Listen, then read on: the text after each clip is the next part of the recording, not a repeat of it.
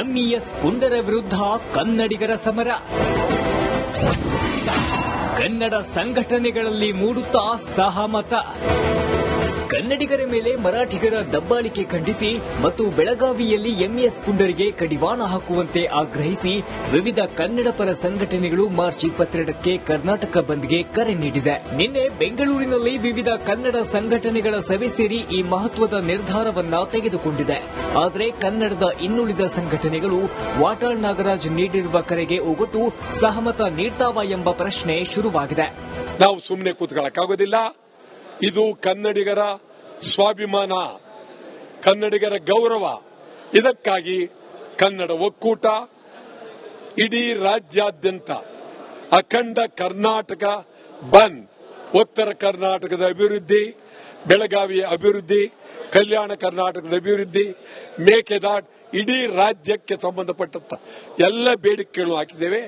ಮತ್ತು ಬೆಳಗಾವಿಯನ್ನು ಉಳಿಸಿ, ಕನ್ನಡ ಉಳಿಸಿ ಅಂತೇಳಿ ಈ ಬಂದ್ ಬಾರಿ ಹೋರಾಟಕ್ಕೆ ದಾರಿ ಮಾಡಿಕೊಡ್ತಾ ಇದೆ. ಹೌದು, ಕನ್ನಡ ನಾಡು ನುಡಿ ಜನಕ್ಕಾಗಿ ಹೋರಾಡುವ 10 ಸಂಘಟನೆಗಳಿವೆ. ಆದರೆ ವಾಟಾಳ್ ನಾಗರಾಜ್ ಬಿಟ್ಟು ಕನ್ನಡ ರಕ್ಷಣಾ ವೇದಿಕೆಯ ನಾಗರಾಜ್ ಗೌಡ ಸಂಘಟನೆ ಮತ್ತು ಪ್ರವೀಣ್ ಶೆಟ್ಟಿ ಬಣ ಬೆಳಗಾವಿ ಚಲೋ ಮಾಡಿ ಸೈ ಎನಿಸಿಕೊಂಡಿತ್ತು. ಆದರೆ ಇದೀಗ ವಾಟಾಳ್ ನಾಗರಾಜ್ ನೀಡಿರುವ ಅಖಂಡ ಕರ್ನಾಟಕ ಬಂದ್ಗೆ ಕನ್ನಡ ರಕ್ಷಣಾ ವೇದಿಕೆಯ ನಾರಾಯಣಗೌಡ ಸಂಘಟನೆ ಮತ್ತು ಪ್ರವೀಣ್ ಶೆಟ್ಟಿ ಬಣ ಸೇರಿ ಇನ್ನುಳಿದ ಬಣಗಳು ಸಹಮತ ನೀಡ್ತಾವ ಎಂಬುದೇ ಯಕ್ಷ ಪ್ರಶ್ನೆಯಾಗಿದೆ. ಹಾಗಿದ್ರೆ ಯಾವಾಗ ಯಾವ ಪ್ರತಿಭಟನೆ ನಡೆಯುತ್ತೆ ಎಂಬುದನ್ನು ನೋಡುವುದಾದ್ರೆ, ಮಾರ್ಚ್ 22ರಂದು ಕರ್ನಾಟಕ ಬಂದ್ ಮಾಡಲು ವಾಟಾಳ್ ನೇತೃತ್ವದ ಕನ್ನಡ ಸಂಘಟನೆಗಳು ಕರೆ ನೀಡಿದೆ. ಮೊದಲಿಗೆ ಮಾರ್ಚ್ 3ರಂದು ರಾಜಭವನ ಚಲೋ, ಎರಡನೇದಾಗಿ ಮಾರ್ಚ್ 7ರಂದು ಬೆಳಗಾವಿ ಚಲೋ, ಮಾರ್ಚ್ 11ರಂದು ತಮಿಳುನಾಡು ಗಡಿ ಬಂದ್ಗೆ ಕರೆ, ಮಾರ್ಚ್ 14ರಂದು ಮೈಸೂರು, ಮಂಡ್ಯ, ರಾಮನಗರ ಜಿಲ್ಲೆ ಪ್ರತಿಭಟನೆ, ಮಾರ್ಚ್ 18ರಂದು ಕನ್ನಡ ಸಂಘಟನೆಗಳ ಸಭೆ, ಬಳಿಕ ಮಾರ್ಚ್ 22ರಂದು ಅಖಂಡ ಕರ್ನಾಟಕ ಬಂದ್ ಮಾಡಲು ನಿರ್ಧಾರ ಮಾಡಿದೆ.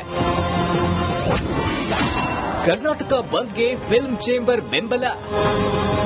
ಮಾರ್ಚ್ 22ಕ್ಕೆ ಅಖಂಡ ಕರ್ನಾಟಕ ಬಂದ್ಗೆ ಸದ್ಯ ಫಿಲ್ಮ್ ಚೇಂಬರ್ ಬೆಂಬಲ ಘೋಷಣೆ ಮಾಡಿದ್ದು, ಮುಂದಿನ ದಿನಗಳಲ್ಲಿ ಹೋಟೆಲ್ ಮಾಲೀಕರು, ಆಟೋ ಸಂಘಟನೆಗಳು, ಖಾಸಗಿ ಬಸ್ ಸಂಘಟನೆಗಳು, ಬೀದಿ ಬದಿ ವ್ಯಾಪಾರಿಗಳು ಮತ್ತು ಎಲ್ಲಾ ಕಾರ್ಮಿಕ ಸಂಘಟನೆಗಳು, ಖಾಸಗಿ ಶಾಲೆಗಳು, ಓಲಾ ಊಬರ್ ಬೆಂಬಲ ಕೊಡಬೇಕು. ರೈತ ಸಂಘದಿಂದ ಬೆಂಬಲ ನೀಡುವ ಸಾಧ್ಯತೆ ಇದೆ.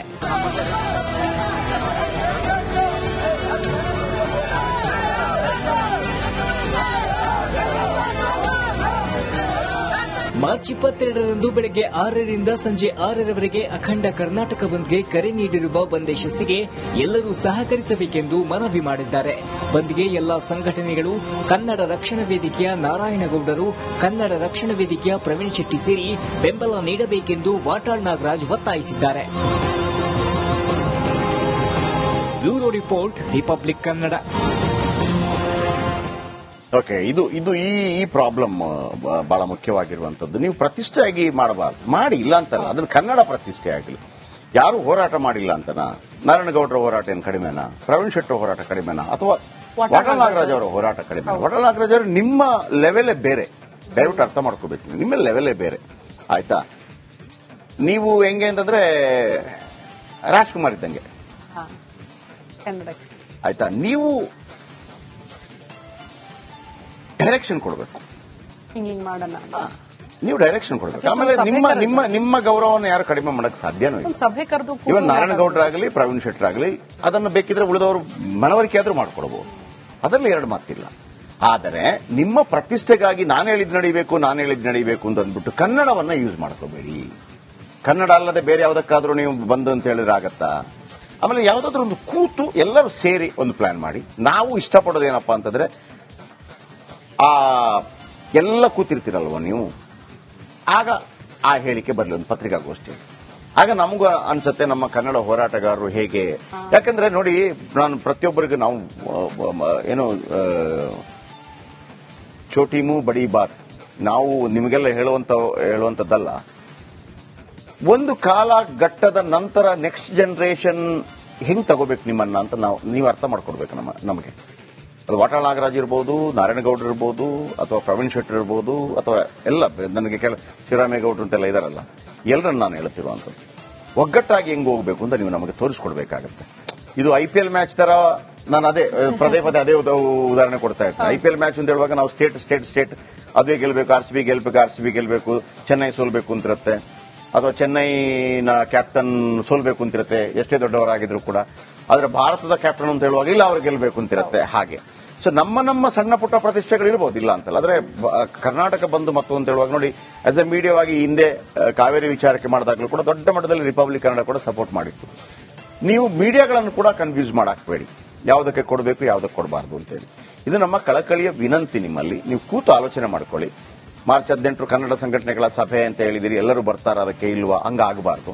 ನೀವೇ ನಿಮ್ಮ ಮೇಲಿನ ಅಪಾರ ಅಭಿಮಾನದಿಂದ ಹೇಳ್ತಾ ಇದ್ದೀನಿ. ಆಮೇಲೆ ಬಂದ್ ಅನ್ನುವಂಥದ್ದು ಅದು ಕರ್ನಾಟಕಕ್ಕೆ ತೊಂದರೆ ಆಗಬಾರದು. ಕೊಟ್ರೆ ಅಲ್ಲೇ ಇಟ್ಕೊಡೋಣ, ನುಗ್ಗೋಣ, ಬೇಕಿದ್ರೆ ಮಹಾರಾಷ್ಟ್ರಕ್ಕೆ ನುಗ್ಗೋದು ಅಂತಂದ್ಬಿಟ್ಟು ಹೋಗೋಣ, ಗಾಡಿ ಗೀಡಿ ತಗೊಂಡು ಹೋಗೋಣ, ಅದೊಂಥರ ಮಜಾನೂ ಇರುತ್ತೆ. ಬನ್ನಿ, ಇದರ ಬಗ್ಗೆ ಧ್ರುವ ಹೆಚ್ಚಿನ ಮಾಹಿತಿಯನ್ನು ಕೊಡ್ತಾರೆ. ಧ್ರುವ, ಈಗ ಮಾರ್ಚ್ 7 ಮತ್ತೊಂದು ಮಗದೊಂದು ಇಂದೆಲ್ಲ ಮಾಡಿದ್ದಾರೆ. ಈಗ ನನ್ನ ಡೌಟ್ಗಳು ಕರೆಕ್ಟ್ ಅಂದ್ರೆ, ಈಗ ಸಂಘಟನೆ ಕನ್ನಡ ಒಕ್ಕೂಟಗಳ ಸಂಘಟನೆ ಸಭೆ ಅಂತ ಹೇಳಿದಾಗ ಅಲ್ಲಿ ನಾರಾಯಣಗೌಡರು, ಪ್ರವೀಣ್ ಶೆಟ್ಟರು ಇವರೆಲ್ಲ ಬರ್ತಾರಾ? ಆಲ್ ಓಕೆ ಇದೆಯಾ?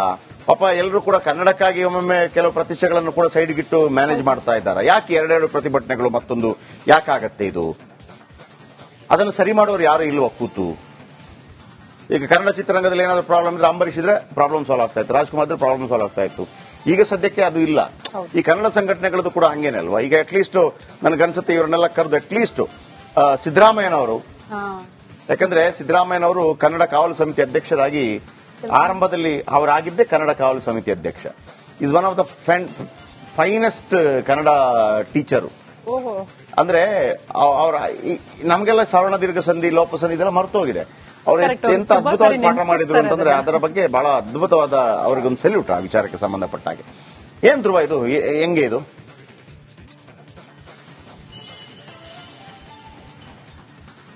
ಖಂಡಿತವಾಗ್ಲೂ ಜೆಪಿ ಸರ್, ನೀವು ಹೇಳ್ತಾ ಇರೋದು ಇಲ್ಲಿ ಸ್ಪಷ್ಟವಾಗಿ ಗೊತ್ತಾಗ್ತಾ ಇರುವಂತದ್ದು.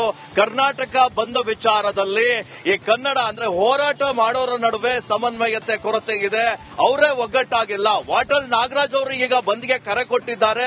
ಆದ್ರೆ ಈ ಹೋರಾಟ ಮಾಡುವಂತ ಕರವೆಯಲ್ಲೇ 3 ಬಣಗಳಿದಾವೆ ನೋಡಿ. ಪ್ರವೀಣ್ ಶೆಟ್ಟಿ ಬಣ ಒಂದು, ನಾರಾಯಣಗೌಡರು ಬಣ ಒಂದು, ಶಿವರಾಮಗೌಡರ ಬಣ ಒಂದು. ಈ 3 ಜನನ್ನ ಕೂಡ ಇವರು ಇದಕ್ಕೆ ಅಂದ್ರೆ ಇವರು ವಾಟಾಳ್ ನಾಗರಾಜ್ ಅವರು ಅವರನ್ನ ಕೇಳೇ ಇಲ್ಲ. ನಾವು ಪ್ರವೀಣ್ ಶೆಟ್ಟಿ ಅವರನ್ನ ಕೇಳಿದ್ವಿ, ಸರ್ ನೀವೇನಾದ್ರೂ ಈ ಬಂದ್ಗೆ ಬೆಂಬಲವನ್ನ ಕೊಡ್ತೀರಾ ಅಂದ್ರೆ ನಾವು ಅವರು ಹಿರಿಯರಿದ್ದಾರೆ, ಅವ್ರಿಗೆ ನಾವು ಬೆಂಬಲ ಕೊಡ್ತೀವಿ, ಆದ್ರೆ ಯಾವ ರೀತಿ ನಾವು ಬೆಂಬಲ ಕೊಡ್ತೀವಿ ಅನ್ನೋದನ್ನ ಅವರು ಹೇಳಿಲ್ಲ. ನಾರಾಯಣಗೌಡರು ನಾವು ಯಾವುದೇ ಕಾರಣಕ್ಕೂ ಈ ಬಂದ್ ಪರಿಕಲ್ಪನೆ ಇಲ್ಲ, ನಾವು ಬಂದ್ಗೆ ಬೆಂಬಲ ಕೊಡಲ್ಲ ಅಂತ ಹೇಳಿದ್ದಾರೆ. ಇನ್ನು ಶಿವರಾಮೇಗೌಡರು ತಟಸ್ಥ ನಿಲುವನ್ನ ಹೊಂದಿದ್ದಾರೆ.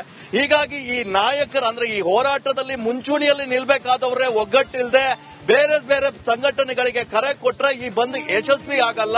ಈ ಬಂದ್ ನಮಗೆ ನಷ್ಟ ಅನ್ನುವಂಥದ್ದು. ಈ ಹಿಂದೆ ಆದಂತ 2023ರಲ್ಲಿ ಕಾವೇರಿಗಾದಂತ ಬಂದ್ ಸಂದರ್ಭದಲ್ಲಿ ರಾಜ್ಯಕ್ಕೆ 5,000 ಕೋಟಿ ನಷ್ಟ ಆಗಿತ್ತು ಅಂತ ಹೇಳಿ ಕರ್ನಾಟಕ ಕೈಗಾರಿಕಾ ಮತ್ತು ಈ ವಾಣಿಜ್ಯ ಮಹಾಮಂಡಳಿ ಏನಿದೆ ಅವರೊಂದು ಡೇಟಾವನ್ನ ರಿಲೀಸ್ ಮಾಡಿದ್ರು.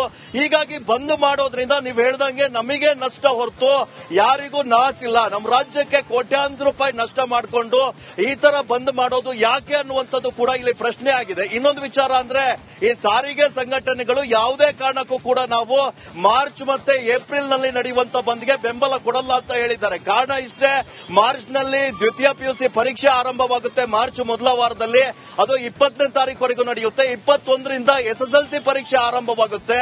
ಎಕ್ಸಾಮ್ ಅನ್ನ ಬರೆಯುವಂತ ಮಕ್ಕಳಿಗೆ ಏನಾದ್ರೂ ಬಂದ್ ಮಾಡಿದ್ರೆ ಅವರಿಗೆ ಓಡಾಡ್ಲಿಕ್ಕೆ ಕಷ್ಟ ಆಗುತ್ತೆ. 1 ವರ್ಷದ ಭವಿಷ್ಯದ ವಿಚಾರ ಇದು. ಇವೆಲ್ಲವನ್ನ ಮುಂದಿಟ್ಕೊಂಡು ಇವರು ಬಂದ್ಗೆ ಕರೆ ಕೊಡಬೇಕು. ಆದ್ರೆ ಏಕಾಏಕಿ ಯಾರನ್ನ ಕೂಡ ಬೆಂಬಲಕ್ಕೆ ತೆಗೆದುಕೊಳ್ಳದೆ ಈ ತರ ನಿರ್ಧಾರವನ್ನ ಮಾಡಿ ಜನರಿಗೆ ಗೊಂದಲವನ್ನ ಉಂಟು ಮಾಡೋದು ಯಾಕೆ ಅನ್ನುವಂಥದ್ದು ಪ್ರಶ್ನೆ. ಇವರ ಹೋರಾಟ ಬೆಳಗಾವಿಯಲ್ಲಿ ನಡೆದ್ರೆ ಚೆನ್ನಾಗಿರುತ್ತೆ. ಅಲ್ಲಿ ಅಂದ್ರೆ ಯಾರಿಗೆ ಬಿಸಿ ಮುಟ್ಟಬೇಕು ಅಲ್ಲಿ ಬಿಸಿ ಮುಟ್ಟಿಸಬೇಕು. ಇಲ್ಲಿ ಸಾಮಾನ್ಯ ಜನರಿಗೆ ಈ ಒಂದು ಹೋರಾಟದಿಂದ ಸಮಸ್ಯೆ ಆಗ್ತಾ ಇರೋದಂತೂ ಇಲ್ಲಿ ಮೇಲ್ನೋಟಕ್ಕೆ ಕಂಡು ಬರ್ತಾ ಇರೋದು. ಜೆಪಿ ಸರ್, ಓಕೆ, ಈ ಮತ್ತೊಮ್ಮೆ